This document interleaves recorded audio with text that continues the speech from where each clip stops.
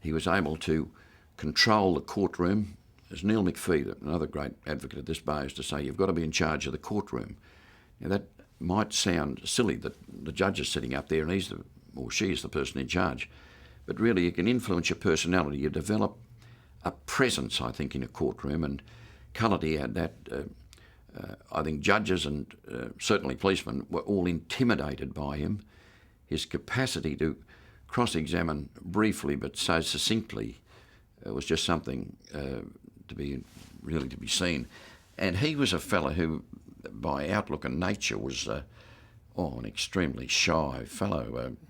I used to go to parties at his place. He had a son, a contemporary of mine, and when JM came home, the party sort of finished. I mean, he was around, and he just had an aura about him. The Crims absolutely idolised him.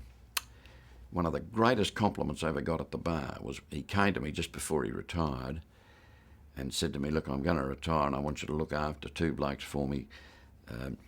Mickey Mutch, who was, I suppose, the best pickpocket in the world. Mick Mutch, he was convicted all over the place.